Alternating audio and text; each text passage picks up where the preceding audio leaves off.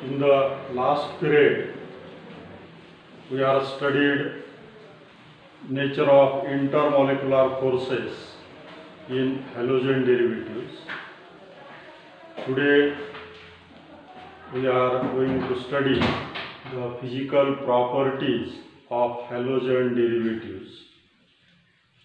Physical properties depend on the nature of intermolecular forces. First property, melting point and boiling point. Melting and boiling points of halogen derivatives or alkyl halides are determined by the nature of determined by the polarity of CX bond and also the size or mass of halogen atom.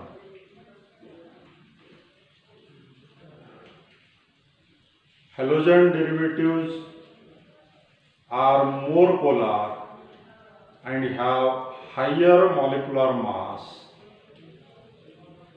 So, intermolecular forces of attractions in them are stronger as compared to the hydrocarbons of nearly same molecular mass. Halogen derivatives हे जास्त polar आणि त्यांचं mass जास्त असल्यामुळं त्यांच्यामधल्या intermolecular forces of attractions म्हणजे van der Waals forces of attractions, dipole attractions are stronger. हे attractive forces halogen डेरिव्हेटिव्हमध्ये स्ट्रॉंगर आहेत. कुणापेक्षा? हायड्रोकार्बन्सपेक्षा. त्यांच्या इतकंच जवळपास मास असलेल्या हायड्रोकार्बन मधल्यापेक्षा हॅलोजन डेरिव्हेटिव्हमध्ये असलेले इंटरमॉलिक्युलर फोर्सेस हे स्ट्रॉंगर असतात. आणि म्हणून हॅलोजन डेरिव्हेटिव्ह्ज अल्किल हलाइड्स, विशेषतः alkyl chlorides, alkyl bromides, alkyl iodides यांचे मेल्टिंग आणि बॉइलिंग पॉइंट हे त्यांच्या इतकंच मास असलेल्या हायड्रोकार्बन्स पेक्षा जास्त आहेत. काय म्हणतं? अल्किल क्लोराइड्स, अल्किल ब्रोमाइड्स आणि अल्किल आयोडाइड्स यांचे मेल्टिंग आणि बॉइलिंग पॉइंट हे त्यांच्या इतकंच जवळपास मास असलेल्या हायड्रोकार्बन्स पेक्षा जास्त आहेत. आता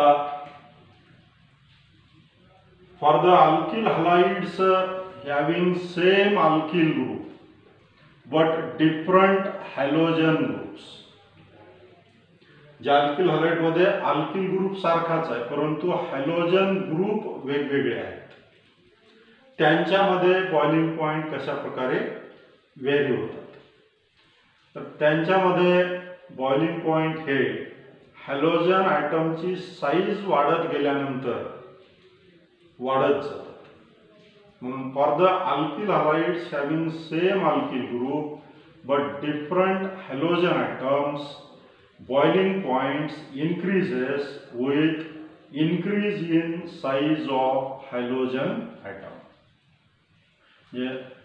साइज फ्लोरीन टू आयोडीन वाढत जाते म्हणून बॉइलिंग पॉइंट हे alkyl fluoride to alkyl iodide वाढत जातात. तर उदाहरणामध्ये n butyl fluoride, n butyl chloride, n butyl bromide आणि एन ब्युटिल आयोडाइड यांच्यामध्ये बॉइलिंग पॉइंटचा ऑर्डर हा अशा प्रकारे येतो. एन ब्युटिल फ्लोराइडचा बॉइलिंग पॉइंट सर्वात कमी असेल, त्याच्यापेक्षा जास्त एन ब्युटिल क्लोराइडचा असेल, त्याच्यापेक्षा जास्त एन ब्युटिल ब्रोमाइडचा असेल आणि सर्वात जास्त एन ब्युटिल आयोडाइडचा असेल. तर हे झालं अल्किल ग्रुप सेम आणि हॅलोजन आयटम डिफरंट असलेल्या alkyl halide.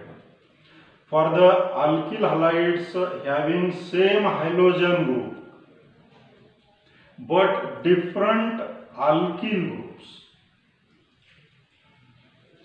boiling points rises with increasing carbon atoms.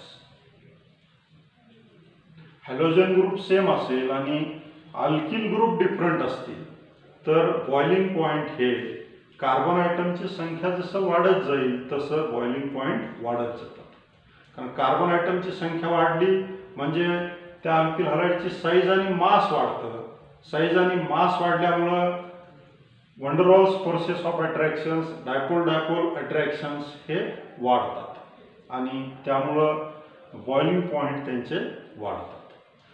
उदाहरणामध्ये ethyl chloride, n propyl chloride आणि एन ब्युटिल क्लोराईड यांच्यामध्ये इथिल क्लोराईडचा बॉइलिंग पॉइंट कमी असेल एन प्रोपिल क्लोराईडपेक्षा, एन प्रोपिल क्लोराईडचा एन ब्युटिल क्लोराईडपेक्षा कमी असेल. कार्बन ॲटम वाढत चाललेला आहे, बॉइलिंग पॉइंट सुद्धा वाढत जातो. त्यानंतर in case of isomeric alkyl halides, isomeric alkyl halides म्हणजे त्यांचा मॉलिक्युलर फॉर्म्युला सेम आहे. मॉलिक्युलर फॉर्म्युला सेम असल्यामुळं मॉलिक्युलर मास सुद्धा त्यांचं सेम येणार आहे. मॉलिक्युलर मास सेम आहे परंतु बॉइलिंग पॉइंट सेम नसतात त्यांचे. बॉइलिंग पॉइंट मास सारखा असल्यानंतर सारखे असायला पाहिजे परंतु सारखे नाही. आयसोमेरिक अल्किल हलाइड्स मध्ये as branching increases boiling points decreases. Branching जसं वाढत जाईल तसं बॉइलिंग पॉइंट कमी होत जातात, मास जरी सारखंच असलं तरी. तर ब्रँचिंग वाढल्यामुळं बॉइलिंग पॉइंट कमी का होत जातात? ब्रँचिंग वाढल्यामुळं त्या मॉलिक्यूलचा सरफेस एरिया कॉम्पॅक्ट होतो. तो मॉलिक्यूल स्फेरिकल होत जातो, गोलाकार होत जातो आणि गोलाकार स्फेरिकल होत गेल्यामुळं त्याचा सरफेस एरिया हा कमी होतो. सरफेस एरिया कमी झाल्यामुळं wonder Waals forces of attractions कमी होतात. Wonder Waals forces of attractions त्या मॉलिक्युल्समध्ये कमी झाल्यामुळं त्यांचा बॉइलिंग पॉइंट कमी होतो. त्याची लॅटिस एनर्जी जी आहे ती कमी होते. मॉलिक्यूल आयसोलेट करायला लागणारी एनर्जी ही कमी लागते आणि त्यामुळे बॉइलिंग पॉइंट कमी होतो. म्हणून आयसोमेरिक अल्किल हलाइड्समध्ये as branching increases boiling point decreases because consequently surface area of the molecule decreases, van der Waals forces decreases, hence boiling point decreases. उदाहरणामध्ये एन ब्युटिल ब्रोमाइडचा बॉइलिंग पॉइंट 375 केल्विन आहे. Secondary ब्युटिल ब्रोमाइडचा boiling point 364 kelvin आहे, म्हणजे कमी झालेला आहे. आणि tertiary ब्युटिल bromide आणखी branching वाढलेली आहे याच्यामध्ये, त्याचा बॉइलिंग पॉइंट आणखी कमी झालेला आहे, 346 केल्विन झाले. आपल्याला ह्या स्ट्रक्चर वरून लक्षात येत आहे ब्रँचिंग वाढत चालल्याच्या नंतर मॉलिक्यूल हा चा शेप जो आहे तो गोलाकार होत चाललेला आहे, स्फेरिकल होत चाललेला आहे आणि spherical shapes have the least surface area. त्यानंतर आता हॅलोजन डेरिव्हेटिव्ह्ज ऑफ आरिल्स मध्ये किंवा आरिल हलाइड्स मध्ये Aryl halides also have the similar physical properties as that of the alkyl halides, unless these were modified by presence of other functional groups. दुसरा functional group त्यांच्यामध्ये substitute करून करेपर्यंत त्यांच्या प्रॉपर्टीच्या alkyl हलाइडच्या property सारख्याच असतात. तर उदाहरणामध्ये इन केस ऑफ आयसोमेरिक डायहॅलोबेन्झीन्स, आयसोमेरिक डायहॅलोबेन्झीन्स मध्ये पॅरा आयसोमर, पॅरा डायहॅलोबेन्झीन ह्या higher melting point than that of the ortho and meta isomers. However, their boiling points are almost the same. Dihalobenzenes चे बॉइलिंग पॉइंट हे ऑलमोस्ट सेम आहे, जवळपास सारखेच आहेत बॉइलिंग पॉइंट. या ठिकाणी आपल्याला व्हॅल्यूज सुद्धा दिसत आहेत.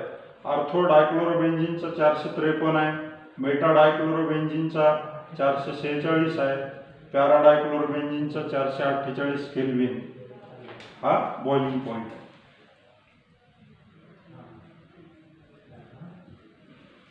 म्हणजे हे जवळपास सारखेच आहे, 48, 46, 53. बॉइलिंग पॉइंट ही नियरली सेम आहे, परंतु their melting point show variation. Variation कशामध्ये आहे? त्यांच्या मेल्टिंग पॉइंटमध्ये व्हेरिएशन आहे. Melting point of para dichlorobenzene is high as compared to the ortho and meta डायक्लोरोबेन्झिन्स.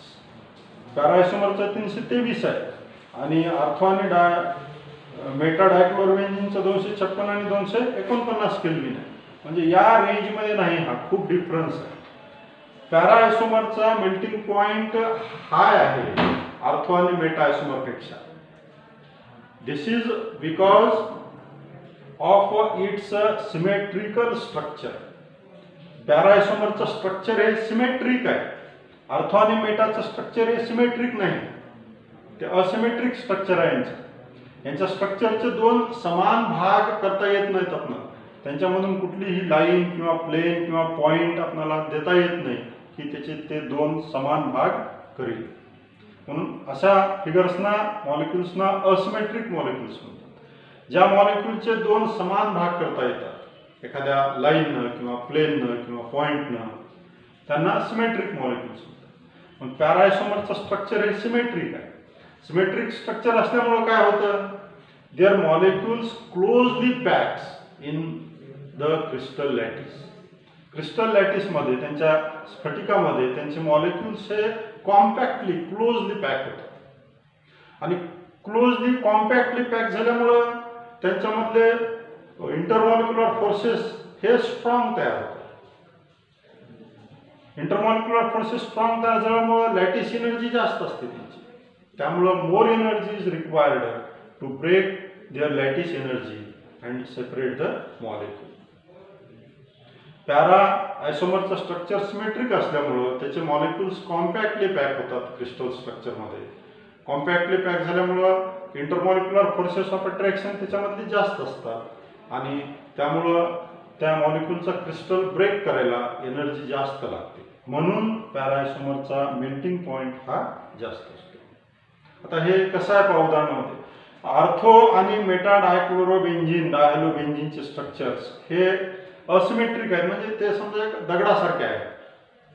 आणि पॅरा आयसोमरचा स्ट्रक्चर सिमेट्रिक आहे, म्हणजे ते विटाच्या स्ट्रक्चर सारखं आहे. विटाचं स्ट्रक्चर कसं सिमेट्रिक असतं, क्युबॉइड, आणि दगडाचं हे शेप हे इरेग्युलर असतं. वीट सिमेट्रिक स्ट्रक्चर असल्यामुळं कॉम्पॅक्टली फिट होते त्याच्या स्ट्रक्चरमध्ये, त्यांची क्लोज पॅकिंग होते. तशा प्रकारे इरेग्युलर स्ट्रक्चर असलेल्या दगडांची क्लोज पॅकिंग होत नाही, लूज पॅकिंग होते. तसं ह्या डायहॅलोबेन्झिन्समध्ये होतं. त्यानंतर पुढची प्रॉपर्टी आहे solubility. Though halogen derivatives are moderately polar compounds, these are insoluble in water because they are unable to form hydrogen bonds with water molecules. Any substance is said to be soluble in water only if it can form hydrogen bonds with water molecules. कुठलाही पदार्थ पाण्यामध्ये soluble आहे असं आपण केव्हा म्हणतो? जेव्हा तो पाण्याच्या मॉलिक्यूल बरोबर हायड्रोजन बॉन्ड्स तयार करतो तेव्हा त्याला सोल्युबल म्हणतो. आणि जर तो वॉटर मॉलिक्यूल बरोबर हायड्रोजन बॉन्ड तयार करू शकत नसेल, वॉटर मॉलिक्यूल बरोबर स्ट्रॉंग अट्रॅक्शन्स तयार करू शकत नसेल, हायड्रोजन बॉन्ड म्हणजे हायड्रोजन सोबत तयार झालेलं आकर्षण, ते जर तयार होत नसेल तर त्या पदार्थाला आपण इनसोल्युबल म्हणतो. अल्किल हलाइड मॉलिक्युल्स मधलं अट्रॅक्शन हे अल्किल हलाइड आणि वॉटर यांच्या मॉलिक्यूल मधल्या अट्रॅक्शन पेक्षा स्ट्रॉंग आहे. मग अगोदरच अट्रॅक्शन अल्किल हलाइड मधलं हे स्ट्रॉंग आहे नवीन तयार होणाऱ्या अट्रॅक्शन पेक्षा. त्यामुळं अगोदरचं अट्रॅक्शन हे ब्रेक होत नाही. अगोदरचं अट्रॅक्टिव्ह फोर्सेस ब्रेक करायचं म्हणलं तर नवीन तयार होणारं अट्रॅक्शन त्याच्यापेक्षा स्ट्रॉंग पाहिजे. स्ट्रॉंग असेल तर जास्त एनर्जी रिलीज होईल आणि जास्त एनर्जी रिलीज झाली तर अगोदरचे अट्रॅक्शन ब्रेक होतील. म्हणून अगोदरचे अट्रॅक्शन्स ब्रेक करायचं असेल तर नवीन अट्रॅक्शन्स त्याच्यापेक्षा स्ट्रॉंग तयार व्हायला पाहिजे. त्यावेळेस जास्त एनर्जी रिलीज होईल आणि ती एनर्जी अगोदरच्या अट्रॅक्शन्सला ब्रेक करायला सफिशियंट असेल. पण या ठिकाणी अगोदरच्याच अट्रॅक्शनपेक्षा कमी अट्रॅक्शन्स तयार होतात. त्यामुळं अगोदरचे अट्रॅक्शन ब्रेक होत नाहीत. म्हणजेच alkyl halides are unable to form hydrogen bonds with water molecule. So alkyl halides halogen derivatives are insoluble in water. However, they are soluble in non-polar organic solvents. Similarly, aryl halides are also insoluble in water but soluble in organic solvents. Now, self-study किंवा exercise, what we understand in today's period. Today we have studied melting point, boiling point and solubility of halogen derivatives. What we understand? Arrange the following compounds in increasing order of their boiling points. तर हे आपल्याला काही compound दिलेले आहेत, यांना यांच्या boiling पॉईंटच्या increasing ऑर्डरमध्ये अरेंज करायचं. बॉइलिंग पॉईंटच्या इन्क्रीजिंग ऑर्डरमध्ये अरेंज करण्यासाठी बॉइलिंग पॉईंट कशावर अवलंबून आहे हे आपल्याला अगोदर लक्षात घ्यावं लागेल. बॉइलिंग पॉईंट हा त्यांच्यामधल्या बॉन्ड पोलॅरिटीवर आणि त्या मॉलिक्यूलच्या साईजवर अवलंबून आहे. बॉन्ड पोलॅरिटी आणि साईज जितकी जास्त असेल तितका बॉइलिंग पॉईंट जास्त असतो. पण आता बघा 1 ब्रोमोप्रोपेन 2 ब्रोमोप्रोपेन आणि 1 ब्रोमोब्युटेन मध्ये इन्क्रीजिंग ऑर्डर कसा आहे? अगोदर 1 ब्रोमोप्रोपेन आणि 2 ब्रोमोप्रोपेन हे आयसोमेरिक आहेत. यांच्यामध्ये बॉइलिंग पॉईंट कुणाचा कमी असेल? 2 ब्रोमोप्रोपेनचा कमी असेल. कारण हा ब्रँचड आहे, हा स्ट्रेट चेन आयसोमेरिक आहे. ब्रँचिंग वाढली की बॉइलिंग पॉईंट कमी होतो. म्हणून 2 अगोदर सर्वात कमी 2 ब्रोमोप्रोपेनचा येईल. 2 ब्रोमोप्रोपेन. त्यानंतर याच्यापेक्षा जास्त 1 ब्रोमोप्रोपेन. यांचं मास सारखा आहे परंतु साईज सारखी नाही. हा स्ट्रेट चेन आहे, हा ब्रँचड चेन आहे, म्हणून ब्रँचड चेनचा कमी असेल. त्यानंतर आता 1 ब्रोमोब्युटेन, याच्यामध्ये कार्बनची चेन लेंथ मोठी आहे, कार्बन आयटमची संख्या जास्त आहे, म्हणून याचा या दोघांपेक्षा जास्त असेल. 1 ब्रोमो.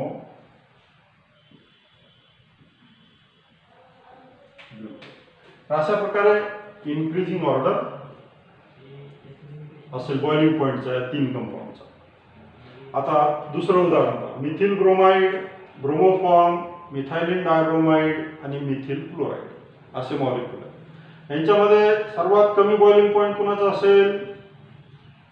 तर हे 2 मोनोहॅलोजन डेरिव्हेटिव्ह आहेत. हा डायहॅलोजन डेरिव्हेटिव्ह आहे, हा ट्रायहॅलोजन डेरिव्हेटिव्ह आहे. जेवढे हॅलोजनची संख्या जास्त तेवढा बॉइलिंग पॉईंट जास्त. म्हणून ह्या दोघांचे जास्त असतील. ह्या दोघांचे हे मोनोहॅलोजन आहेत, ह्यांचे कमी असतील. पुन्हा ह्या दोघांमध्ये कुणाचा कमी असेल? ह्या दोघांमध्ये मिथिल क्लोराइडचा कमी असेल, कारण क्लोरीनची साईज ब्रोमिनच्या साईजपेक्षा लहान आहे. म्हणून सर्वात कमी मिथिल क्लोराइडचा असेल. त्यानंतर मिथिल ब्रोमाइडचा असेल. आता त्यानंतर हा ट्रायहॅलोजन आहे, हा डायहॅलोजन आहे, कुणाचा येईल? डायहॅलोजन डेरिव्हेटिव्हचा येईल, मिथायलिन डायब्रोमाइड. आणि सर्वात जास्त ट्रायहॅलोजन डेरिव्हेटिव्ह म्हणजे ब्रोमोफॉर्मचा आहे. अशा प्रकारे इन्क्रीजिंग ऑर्डर येईल या कंपाऊंड्समध्ये. त्यानंतर आता हे डायआयोडोबेन्झिन्स आहेत. हा ऑर्थो डायओडोबेन्झिन आहे, हा मेटा डायओडोबेन्झिन आहे आणि हा पॅरा डायओडोबेन्झिन. पॅराचं स्ट्रक्चर सिमेट्रिक आहे म्हणून याचे मॉलिक्यूल कॉम्पॅक्टली पॅक होतात. सर्वात जास्त बॉइलिंग पॉईंट पॅरा डायओडोबेन्झिनचा असेल, त्यानंतर ऑर्थो डायओडोबेन्झिनचा असेल आणि त्यानंतर सर्वात कमी मेटा डायओडोबेन्झिनचा असेल.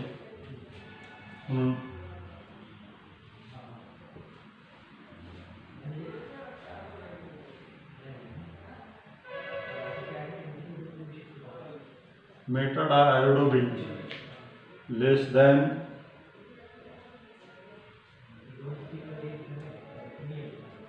orthodiiodobenzyne less than paradiiodobenzyne. अशा प्रकारे इन्क्रीजिंग ऑर्डर